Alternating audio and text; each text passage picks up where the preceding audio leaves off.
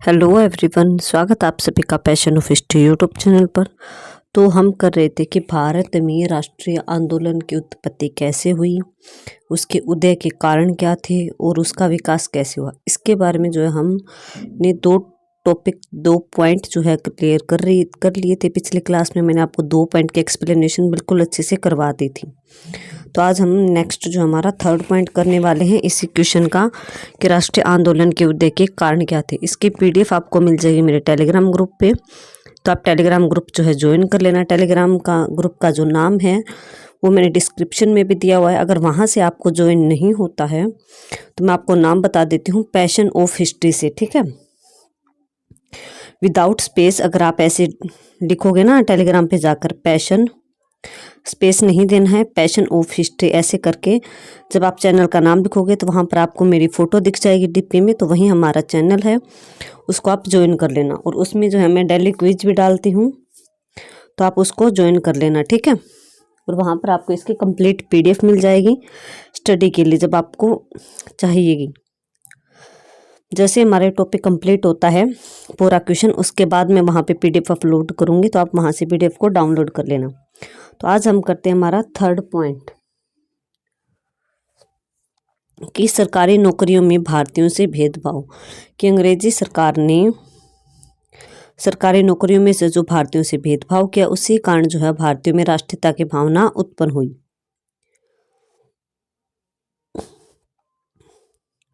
अंग्रेजों द्वारा अपनाई गई सरकारी नौकरियों में भारतीयों से भेदभाव की नीति राष्ट्रवाद के उदय का मुख्य कारण बनी। 1833 के एक्ट और 1858 की महारानी विक्टोरिया की घोषणा ने भारतीयों को विश्वास दिलाया कि भारतीयों की सरकारी नौकरियों में योग्यता के आधार पर नियुक्ति की जाएगी, परंतु ब्रिटिश सरकार ने इन घोषणाओं को कभी लागू नहीं किया। तो क्या बता रहे कि सरकारी नौकरियों में भारतीयों में और अंग्रेजों में भेदभाव होता था कि जितनी पढ़ाई भारतीय व्यक्ति ने कर रखी थी उतनी पढ़ाई अगर अंग्रेज व्यक्ति ने कर रखी थी तो अंग्रेजों को तो जो है उच्च पद दे दिए जाते थे, ऊंचे पदों पर नियुक्ति कर दी जाती थी, जबकि भारतीयों को सिर्फ क्लर्क के पद पर ही नौकरी दी जाती थी, उनको ऊंचे पदों पर नौकरी नहीं दी जाती थी। इस कारण जो है भेदभाव होता था। लेकिन जैसे कि लिखा है कि महारानी विक्टोरिया ने घोषणा की थी 1857 की क्रांति के बाद 1858 में कि योग्यता के आधार पर नौकरी दी जाएगी, लेकिन ऐसा नहीं हुआ। तो इस कारण भारतीयों का विश्वास टूटा, उन्हें दुख हुआ और उन्हें ब्रिटिश सरकार से घृणा होने लगी। ब्रिटिश सरकार की घोषणा या आदेश केवल कागजों तक ही सीमित रह गए, उन्हें कभी लागू नहीं किया गया। भारतीय नागरिक सेवा इंडियन सिविल सर्विस, जो हम आज के टाइम में ICS की परीक्षा बोलते हैं ना, उसकी परीक्षा जो है वो इंग्लैंड में होती थी। देखो, जिसमें भारतीय भी भाग ले सकते थे, वो पेपर भारतीय दे सकते थे, लेकिन वो परीक्षा आयोजित कहाँ करवाई जाती थी? इंग्लैंड में। तो कई बार जो है भारतीय लोग फॉर्म भर देते थे, लेकिन उस परीक्षा को देने के लिए उन्हें इंग्लैंड जाने में दिक्कत होती थी, क्योंकि जहाज में जाने के लिए काफ़ी खर्चा लगता था ऐसा एग्ज़ाम देने के लिए इंग्लैंड जाना। तो उन्होंने भारतीयों की सरकार से उम्मीद थी कि सरकार जो है इस पेपर को भारत में भी कंडक्ट करवाए, भारत में भी इस एग्ज़ाम को ले, ताकि भारतीयों को एग्ज़ाम देने के लिए इंग्लैंड ना जाना पड़े, सभी भारतीय जो है इस फॉर्म को भरकर यहीं पर एग्ज़ाम दे सकें। लेकिन सरकार ने ऐसा नहीं किया, इस कारण भी भारतीयों को ब्रिटिश सरकार से घृणा होने लगी कि परीक्षा इंग्लैंड में होती थी और उसका माध्यम भी अंग्रेजी था कि इंग्लिश मीडियम में यह पेपर होता था ICS का। और इस परीक्षा को भारतीयों के लिए जानबूझकर कठिन बनाया गया ताकि कोई भी भारतीय जो इसमें नियुक्त ना हो सके, क्योंकि ICS की जॉब काफ़ी बड़े लेवल की होती है, उस पर सैलरी भी अच्छी होती है। तो अंग्रेजों ने भारतीयों के लिए इस एग्ज़ाम को इतना टफ बना दिया ताकि कोई भी भारतीय जो है यह परीक्षा पास ना कर सके और ऊंचे पदों पर नौकरी प्राप्त ना कर सके।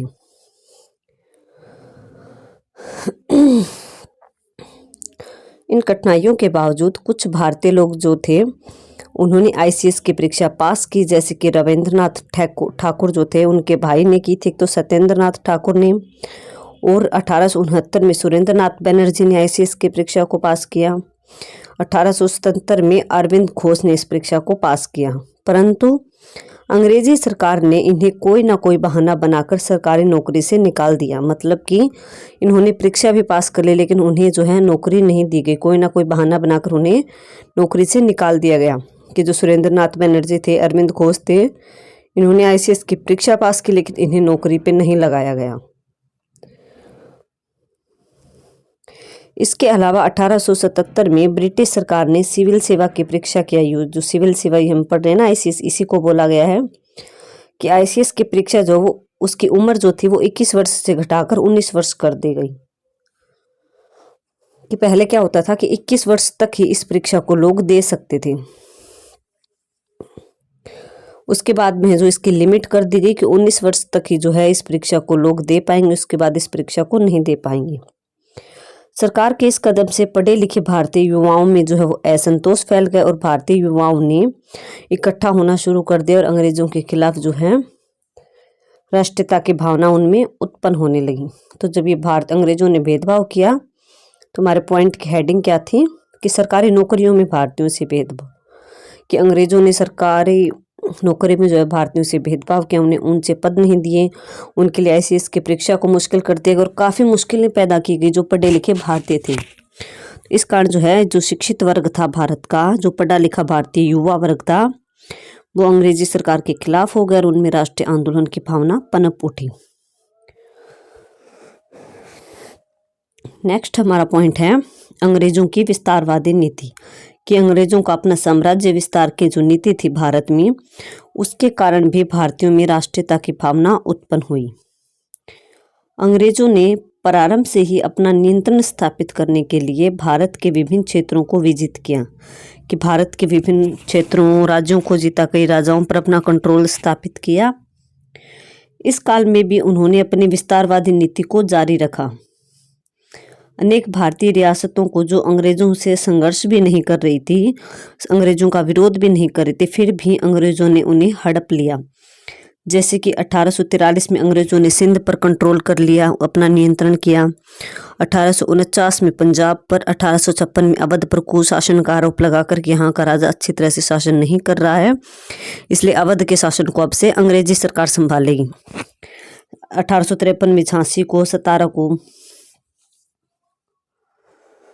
ये हम देखते हैं ना जो लॉर्ड वेल्लेस्ली की सहायक संधि आती है, तो एक लॉर्ड डलहौजी की लैप्स की नीति, उसके थ्रू जो है काफ़ी भारतीय राज्यों को जो है अंग्रेजों ने अपने साम्राज्य में मिलाया। तो जिन जिन राज्यों को अंग्रेजों ने अपने साम्राज्य में मिलाया था, तो वो राज्य जो है अंग्रेजों के पूरी तरह खिलाफ हो गए थे। वो चाहते थे कि हम कैसे भी अंग्रेजों को भारत से बाहर निकालें और अपने अपमान का बदला लें। आदि रियासतों को हड़पा जाना, इस प्रकार भारतीय राजा जो थे वो भी अंग्रेजों के प्रति सचेत उठे और उन्होंने भी अंग्रेजों से बदला लेने की ठान ली। इस प्रकार जो है अंग्रेजों की विस्तारवादी नीति थी वो भी कहीं ना कहीं भारतीय राजाओं में, महाराजाओं में, जो जिस जिस राज्य को अंग्रेजों ने अपने साम्राज्य में मिलाया था, उनके मन में राष्ट्रीयता की भावना के बीज बो दिए, उनको मजबूर कर दिया कि अंग्रेजों के खिलाफ हुए और अपने देश को आज़ाद कराने के बारे में सोचे और अंग्रेजों से अपने अपमान का बदला ली। तो हमारे 4 पॉइंट हुए। नेक्स्ट हमारा 5वां पॉइंट रहेगा रंग भेद व जातीय भेदभाव, कि राष्ट्रीय आंदोलन को उत्पन्न करने में अंग्रेजों की जो रंग भेद की नीति थी, उनका जो भेदभाव करने का सिस्टम था, तरीका था, वो भी कहीं ना कहीं लोगों को मजबूर किया राष्ट्रीयता भावना उत्पन्न करने के लिए। अंग्रेज भारतीय लोगों के साथ अच्छा व्यवहार नहीं करते थे, वह भारतीयों को नीच समझते थे, असभ्य कहकर उनसे घृणा करते थे और उनसे किसी भी प्रकार का मेलजोल पसंद नहीं करते थे, क्योंकि अंग्रेज गोरे थे और भारत के लोग जो थे वो थोड़े से सांवले काले रंग के होते थे। इसलिए जो है अंग्रेज भारतीयों से घृणा करते थे और उनके साथ ना तो उठते बैठते थे, ना उनके साथ खाना खाते थे, ना उनके हाथ का चाय पानी पीते थे। इस प्रकार जो है वो भारतीयों को नीचा समझते थे अपने से और असभ्य कहकर उनसे घृणा करते थे और उनको गालियां भी देते थे। वह भारतीयों का यह कहकर मजाक उड़ाते थे कि यह पत्थरों की पूजा करते हैं और मधुमक्खियों की तरह वृक्षों पर झूलते हैं। तो वो जब भारत के लोग मंदिरों में जाते थे, पूजा करते थे भगवान की, तो अंग्रेज उनका मजाक उड़ाते थे कि ये देखो पत्थर की पूजा कर रहे हैं, और जो वृक्षों पर झूले लगाकर जो है झूला झूलते थे लोग, तो उनका भी मजाक उड़ाते थे कि मधुमक्खियों की तरह वृक्षों के पत्तों के नीचे, वृक्ष के नीचे जो है झूला झूल रहे हैं। तो इस तरह से जो है किसी न किसी चीज़ को पॉइंट बनाकर उनका अपमान किया जाता था। इसके अलावा भारतीयों को रेल के उच्च श्रेणी के डिब्बों में यात्रा करने का अधिकार नहीं था, कि जो है रेल में भी डिब्बे होते हैं, फर्स्ट श्रेणी का डिब्बा, सेकंड श्रेणी का डिब्बा, थर्ड श्रेणी का डिब्बा। तो इस प्रकार जो है जो श्रेणी रेल के उच्च श्रेणी के डिब्बे होते थे उनमें सिर्फ अंग्रेज लोगों को यात्रा करने का अधिकार था। वहां पर उस डिब्बे में भारतीयों को टिकट नहीं दी जाती थी यात्रा करने की। तो रेलों में भी उनके साथ भेदभाव हो रहा है। उनका पूजा करने के नाम पर भी मजाक बनाया जा रहा था, उनका काले रंग के कारण भी मजाक बनाया जा रहा था। तो इस प्रकार जो है इन सारे भेदभावों से जो है भारतीय लोगों को काफी दुख हुआ और वो अंग्रेजों के खिलाफ होती चले गई।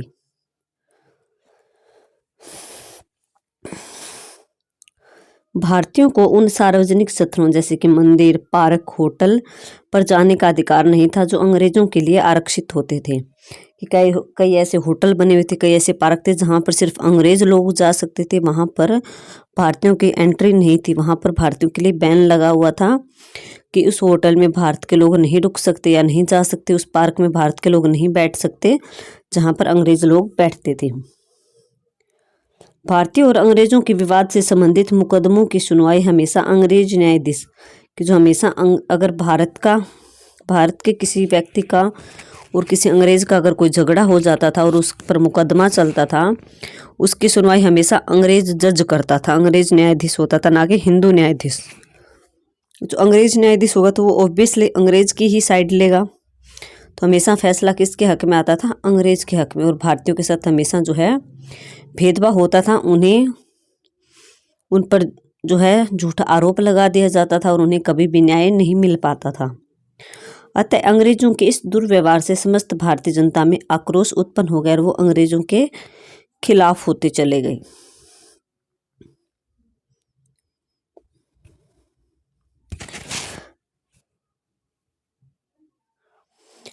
अंग्रेजों द्वारा अपनाया गया रंग भेद दृष्टिकोण भी राष्ट्रीय भावनाओं को जागृत करने में सहयोगी बना।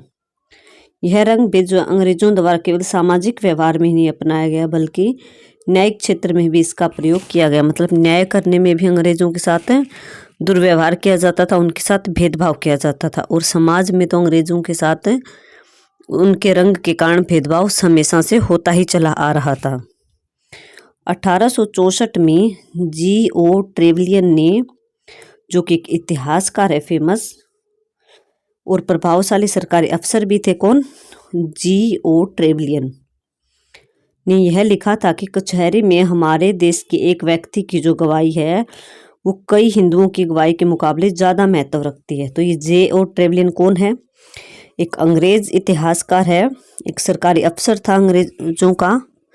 तो उसने 1804 में जो है क्या लिखा है कि जो कोर्ट कचहरी होती है वहाँ पर अंग्रेजों के एक व्यक्ति की गवाही हिंदुओं के कई व्यक्तियों की गवाही के मुकाबले ज़्यादा मायने रखती है। तो मतलब यहाँ पर पलड़ा किसका भारी है?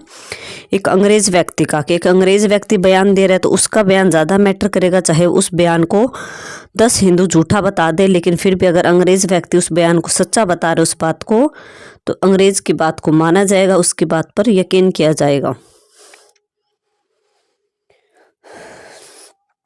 यह एक ऐसी परिस्थिति है जो एक बेईमान अंग्रेज के हाथों में अत्यधिक शक्ति देती है।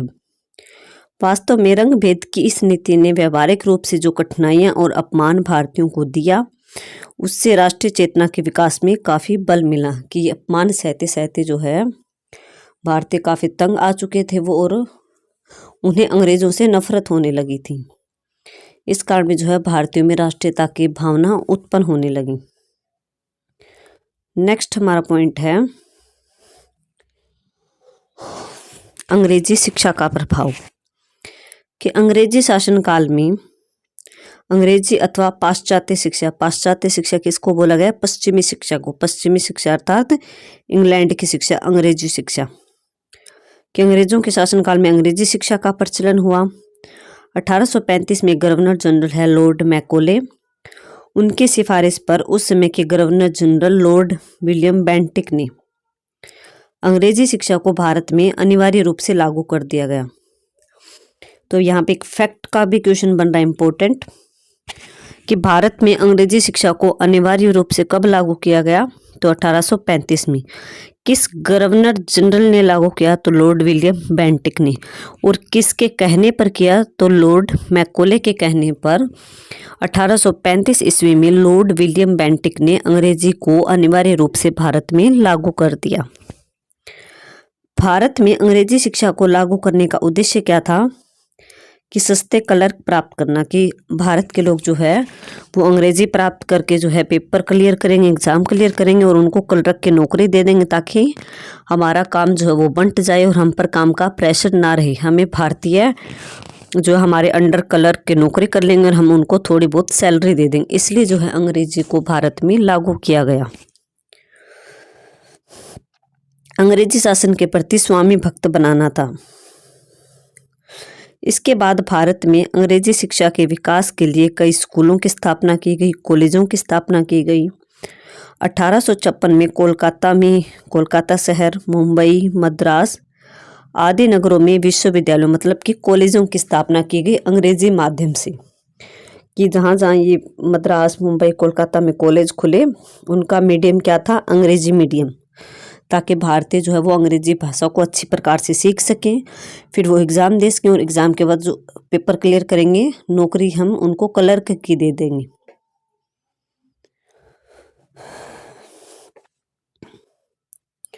अठारह सौ 1856 में कोलकाता, ये तो हो गया। धीरे धीरे भारतीय नवयुवक जो भारत के युवा वर्ग थे वो पश्चिमी शिक्षा में रुचि लेने लगे, उन्हें इंग्लिश अच्छी लगने लगी, उनको इंग्लिश पढ़ने में मज़ा आने लगा और उन्होंने अंग्रेजी स्कूलों में जाना शुरू कर दिया। अंग्रेजी शिक्षा के माध्यम से भारतीयों को पश्चिमी सभ्यता एवं संस्कृति के विषय में जानकारी प्राप्त हुई। जो अंग्रेजी शिक्षा थी इससे भारतीयों को किसका ज्ञान हुआ, अंग्रेजों की जो सभ्यता थी, संस्कृति थी, वहाँ के रीति रिवाज थे, वहाँ के लोगों की कैसी सोच है, वहाँ पर लोगों को कौन कौन से अधिकार मिले हुए हैं, कौन कौन सी आज़ादी है, कौन कौन सी स्वतंत्रता मिली हुई, इन सभी के बारे में जो है अंग्रेजी पढ़ाई के माध्यम से भारतीयों को ज्ञान हुआ। Rousseau, Thomas Paine, Bentham James Mill, Lord Macaulay के विचारों ने भी भारतीय नवयुवकों को बहुत प्रभावित किया। जो थिंकर्स हैं रूसो के, उन्होंने भी अपने विचार लिख रखे थे, उनकी पुस्तकों को अंग्रेजों द्वारा पढ़ाया जाता था भारत में। तो इन सभी की सोच से जो है भारतीय काफ़ी ज़्यादा प्रभावित हुए, इनकी सोच को पढ़कर, इनके साहित्य को पढ़कर इनसे प्रभावित, और पश्चिमी शिक्षा के ज्ञान से ही भारतीयों को अमेरिका देश जो अमेरिका, फ्रांस, रूस आदि देशों की क्रांतियाँ और इटली व जर्मनी के एकीकरण के विषय में जानकारी मिली, कि कैसे यूरोप के ये देश जो है वो अंग्रेजों के चंगुल से आज़ाद हुए, इन्होंने स्वतंत्रता प्राप्त की, अपने अधिकार प्राप्त किए और ब्रिटिश शासन से मुक्ति पाए। तो इन सभी को के बारे में भारतीयों को ज्ञान कहाँ से प्राप्त हुआ, अंग्रेजी माध्यम से। तो हम आज यहीं तक पॉइंट करेंगे, अपनी नेक्स्ट में आपको नेक्स्ट क्लास में करवाऊंगी। अब तक हमने जो है 6 पॉइंट पढ़ लिए हैं किस टॉपिक के बारे में, कि भारत में राष्ट्रीय आंदोलन के उदय के कारण क्या थे और उसका विकास कैसे हुआ, कि किन किन कारणों से भारत में अपने देश के प्रति प्रेम जागा, अपने देश की आज़ादी के प्रति उनकी चेतना बढ़ी कि अब हम अपने देश को अंग्रेजों से आज़ाद करवाएं। तो हम उसी टॉपिक को डिस्कस करें, जिसमें कि मैंने आपको 6 पॉइंट बहुत अच्छे से क्लियर करवा दिए हैं। उम्मीद रहेगी कि आपको क्लास अच्छी लग रही है, आपको टॉपिक अच्छे से क्लियर हो रहा होगा। अगर आपको क्लास अच्छी लगती है तो प्लीज़ क्लास को लाइक करें, शेयर करें और ज़्यादा से ज़्यादा चैनल को सब्सक्राइब ज़रूर करें, और PDF के लिए जो है टेलीग्राम ग्रुप को ज़रूर ज्वाइन कर लें। Okay, thank you everyone.